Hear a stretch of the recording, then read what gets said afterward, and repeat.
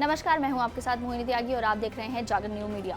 Hindenburg, ये नाम जनवरी से लेकर अब तक आपने कई बार सुना होगा। जी हां, हम उसी हिंडनबर्ग की बात कर रहे हैं जिसने 24 जनवरी 2023 को अडानी ग्रुप के खिलाफ एक रिपोर्ट जारी करके हड़कंप मचा दिया था और उसके बाद कंपनी के शेयरों और गौतम अडानी की नेटवर्थ में लगातार गिरावट देखने को मिली।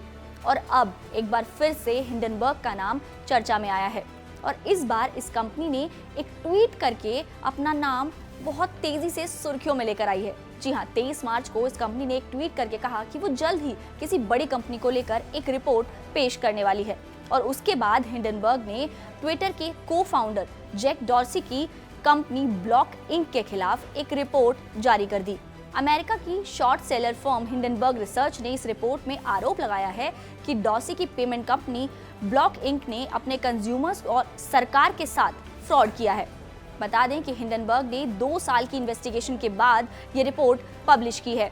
इस रिपोर्ट के मुताबिक कोरोना महामारी के दौरान फ्रॉड के कारण ब्लॉक के शेयरों की कीमतों में भारी बढ़ोतरी देखी गई। इसके बाद जैक और टॉप एग्जीक्यूटिव जेम्स मैकेल्वी ने कलेक्टिवली $1 बिलियन यानी कि करीब 8,000 करोड़ रुपए के शेयरों के स्टॉक बेच दिए।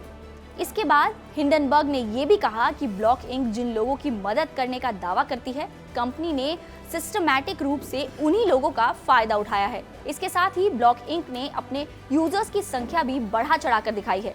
कंपनी ने एक्टिव यूजर्स का मैट्रिक्स फर्जी अकाउंट से भर दिया। इसके अलावा कंपनी ने ऐप पर यूजर्स लाने के लिए किए गए खर्च को काफी कम करके बताया है। हिंडनबर्ग का कहना है कि उसके ब्लॉक के शेयरों में शॉर्ट पोजीशन ले रखी है, यानी कि उसने कंपनी के शेयरों में गिरावट पर दाव लगा रखा है। इस रिपोर्ट के सामने आने के बाद ब्लॉक इंक के शेयरों में करीब 15% की गिरावट देखने को मिली है।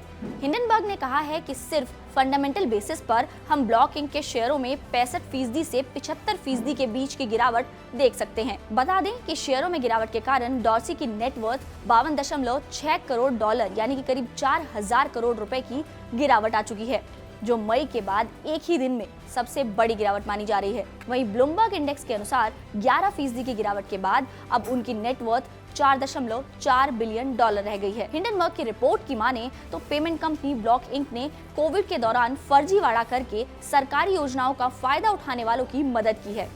सबसे बड़ी गड़बड़ी ये रही कि कंपनी के कैश ऐप ने कई लोगों को एक ही अकाउंट में सरकार की तरफ से मिलने वाली सहायता लेने दी। बता दें कि रिपोर्ट में भारतीय मूल की अमृता आहूजा का नाम भी लिया गया है। अमृता ब्लॉक इंक की चीफ फाइनेंशियल ऑफिसर यानी कि CFO हैं। उन पर ब्लॉक इंक के शेयरों में लाखों डॉलर की हेराफेरी का आरोप लगाया गया है। अमृता की लिंक्डइन प्रोफाइल के अनुसार वो पिछले 4 साल और 3 महीनों से ब्लॉक इंक के साथ हैं। द वॉल स्ट्रीट जर्नल की एक रिपोर्ट के मुताबिक उनके माता पिता भारतीय प्रवासी हैं, जिनका क्लीवलैंड में एक डे केयर सेंटर है। अमृता ने अपने करियर की शुरुआत साल 2001 में मॉर्गन स्टैनली के साथ एक बैंकर के तौर पर की थी। साल 2019 में वो ब्लॉक इंक के साथ जुड़ी। इससे पहले Amrita the Walt Disney company और एक्टिविजन ब्लिजार्ड जैसी कंपनियों में स्ट्रैटेजी और फाइनेंस के रोल्स में काम कर चुकी हैं। इसके साथ ही उन्होंने वीडियो गेम बनाने वाली कंपनी एक्टिविजन ब्लिजार्ड के साथ काम करते हुए call of duty, candy crush, world of Warcraft जैसे गेम्स तैयार किए हैं। वहीं अगर हम ब्लॉक इंक की बात करें तो जैक डॉर्सी ने इसे 2009 में शुरू किया था।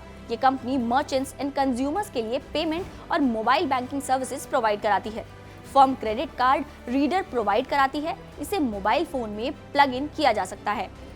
इसने पेमेंट करने के लिए टैबलेट कंप्यूटर्स का पॉइंट ऑफ सेल सिस्टम के रूप में इस्तेमाल संभव बनाया है। 2013 में स्क्वायर कैश को mobile service payment company Venmo के कॉम्पिटिटर के रूप में लॉन्च किया गया था। बाद में 2021 दिसंबर में स्क्वायर का नाम ब्लॉक के रूप में रीब्रांड किया गया और इसका नाम बदलकर कैश ऐप कर दिया गया। इसका इस्तेमाल ग्राहक फंड ट्रांसफर करने के लिए कर सकते थे।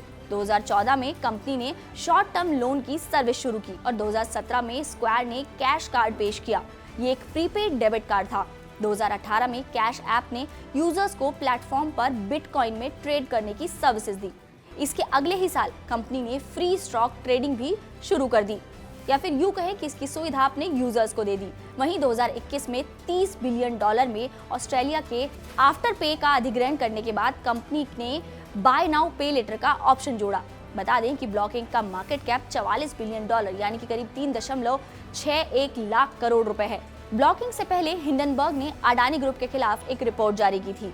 करीब 2 महीने पहले 24 जनवरी को हिंडनबर्ग रिसर्च की रिपोर्ट आने के बाद से अडानी ग्रुप के शेयरों में काफी उतार चढ़ाव देखने को मिला। हिंडनबर्ग ने अडानी ग्रुप की कंपनियों पर स्टॉक मैनिपुलेशन और अकाउंटिंग फ्रॉड का आरोप लगाया था और अब इसी रिसर्च फर्म ने एक और रिपोर्ट जारी करके ब्लॉक इंक पर आरोप लगाए हैं, जिसके बाद इस कंपनी के शेयरों में भी गिरावट देखने को मिली है।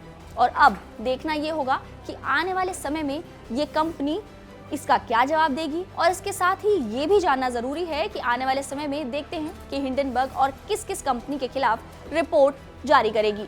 आपका इस बारे में क्या कहना है, ये हमें कमेंट बॉक्स में जरूर बताएं।